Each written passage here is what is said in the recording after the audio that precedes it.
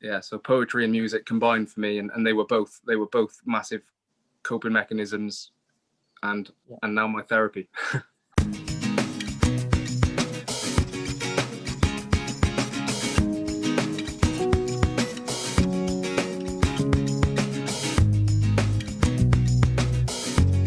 Hello everyone, today we're joined by Duke Aldurum, all the way from Wales. Nice to have you on the first episode of Music for Mental Health, the video interviews. Duke, tell us a little bit about yourself. Yeah, so my name's Duke Aldurum. I go by the artist name of Duke Al, and I've been writing poetry and rap since I was about 11 years old. When I was 11, it started off as more so raps. I was just inspired by a lot of the American artists, particularly Eminem, 50 Cent, people like that. And I got to about age 13 and I started to really suffer with OCD, obsessive compulsive disorder, which is a very stigmatized and misunderstood mental health illness. And basically I turned my terrible raps, which they were, into my therapy. Basically poetry and rap became my therapy from a very, very young age. I basically didn't know how to articulate how I was feeling. I didn't know how to explain it verbally and I didn't want to tell anybody about it because I thought they'd think I was crazy. And the thoughts I was having, these intrusive thoughts, were just so painful and horrible that I just couldn't tell anybody at the time. It was just too mentally traumatizing for me. So I dealt with it on my own through poetry and through my raps, and just writing everything down and trying to articulate how I was feeling onto the page, which I could do a lot better than verbally talking. But unfortunately, growing up, I didn't just use the pen. I also used alcohol a lot, and I've had a lot of bad, should we say, bad nights out on alcohol. That was unfortunately a negative coping mechanism which I dealt with at a young age. Playing rugby at a young age, you know, you're exposed to alcohol really young as well. So from about 14, maybe even 30, about 14 onwards, going out in the park with my mates. And then I didn't realize it was a coping mechanism until I was a lot older, till I was about 20 years old. When I was 16, I eventually got a little bit of help from CAMHS, but it wasn't quite the help that I needed. I then got a bit worse. I just did not know how to deal with any of these thoughts. So with OCD, you have intrusive thoughts, which are called the obsessions. The compulsions are then reacting to that thought because you don't want it to happen. Let's say, for example, which is a thought I've had, that somebody might die. We all may get these, horrible thoughts, but a lot of us just think, oh, well, that was just stupid. That's not going to happen, irrational, and then crack on with their day. Unfortunately, if people with OCD latch onto that thought, especially if you've got pure OCD, which is all sort of intrusive thoughts going into the head, but compulsions within the head, so you can't really see what's going on. So my compulsions are usually all in my head, and as soon as you start doing the compulsions, it's a cycle of another intrusive thoughts happening, and then you've got for example, I used to pray a lot. Well, I do pray a lot. They are my compulsions, and I would pray 20 times for something not bad not to happen. And if I didn't quite feel it was right, I'd have to do it again 20 times. It's just a very time consuming and antagonizing mental illness. And I did not know how to deal with it. Started to open up towards my family. And then it got to about 21. I got drunk, and then I threw myself in front of a taxi. And then basically that then helped me. Well, I say that helped me. That wasn't good, but I was able to fully open up then, and I got the help that I really needed from a young age. I had CBT, and it just helped me. Number one, it helped me understand OCD, and then just helped me process it a little bit better. So view it from a different perspective, so I could actually cope and deal with these intrusive thoughts.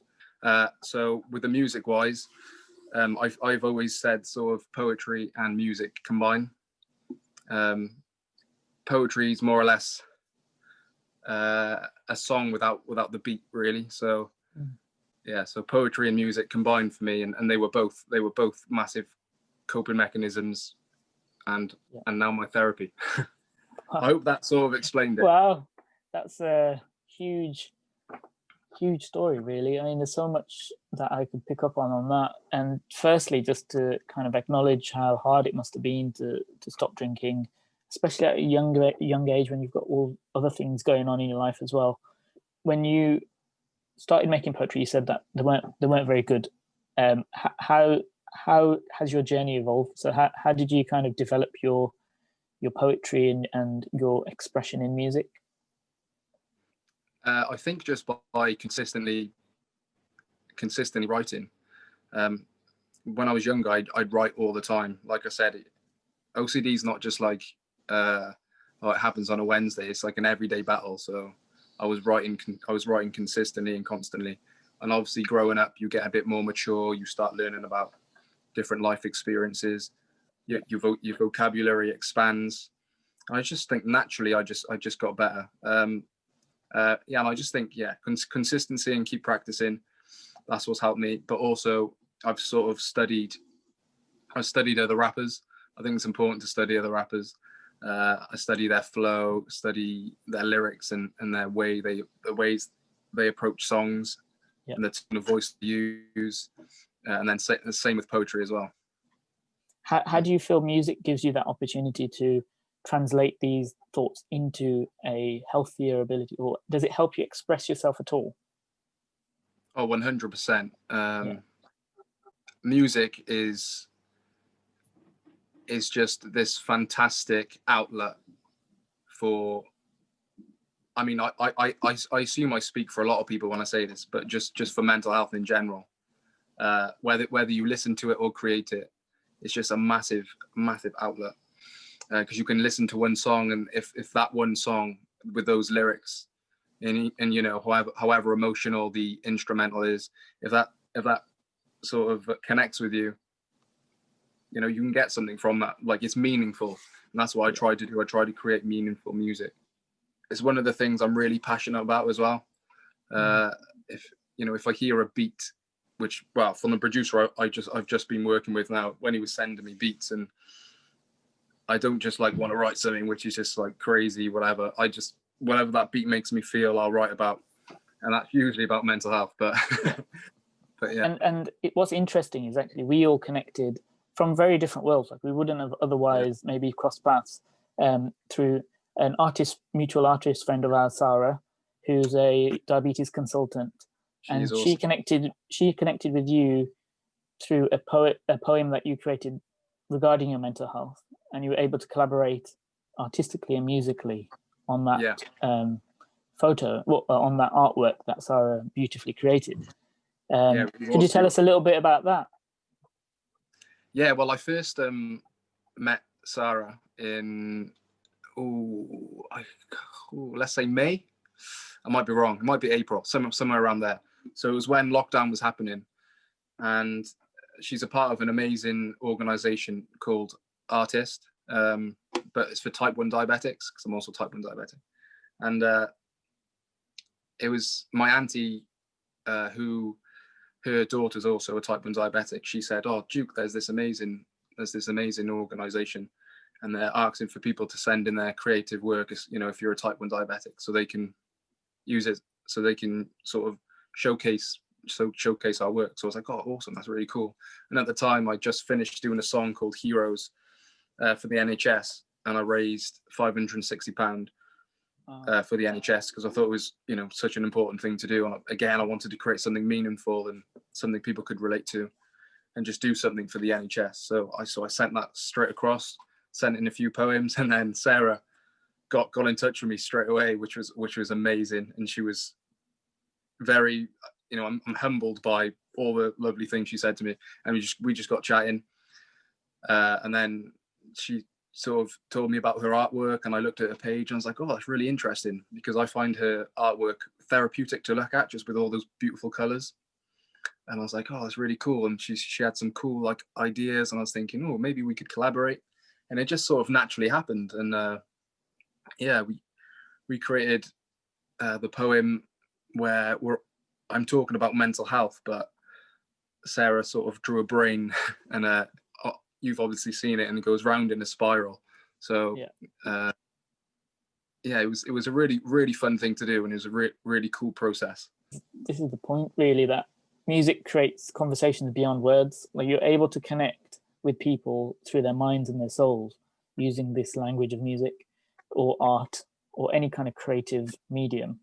And I think that's where the power lies. And the reason why we've set up this project, Music for Mental Health, is to investigate the power of music in improving people's mental health, or giving them this tool that we can eventually, maybe one day doctors can prescribe it, or we can get it a bit more formally into the therapy.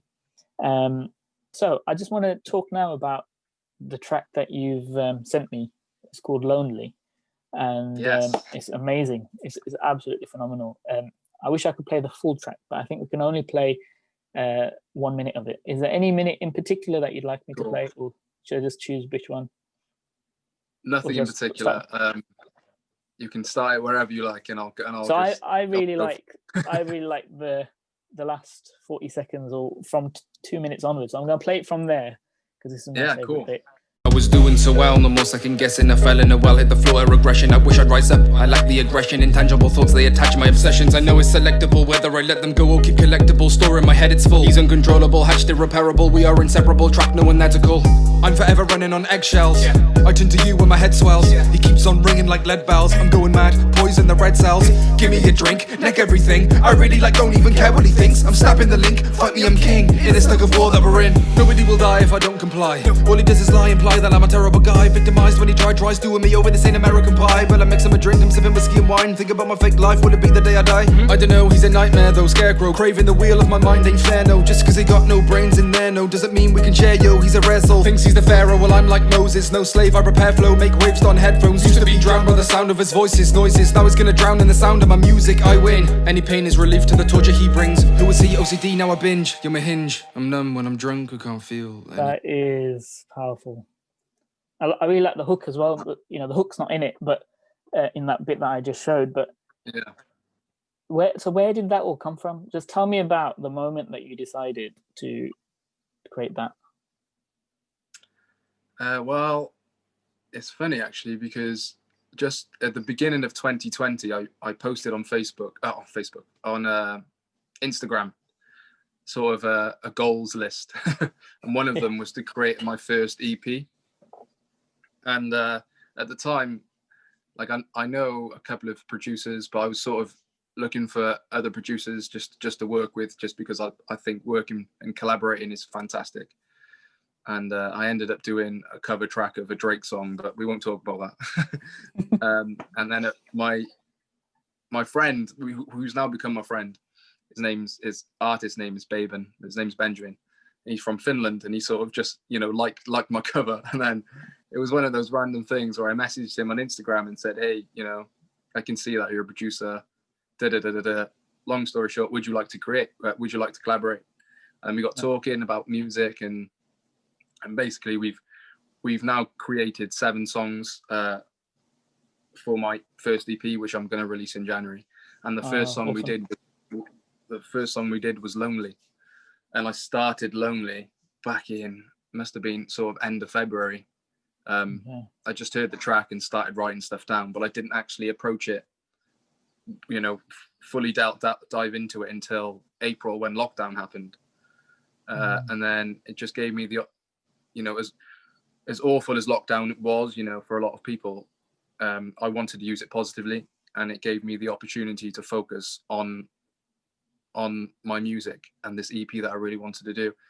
And Lonely, I really put a lot of effort into it, because I wanted to explain in a musical way and a creative way, and sort of something which is not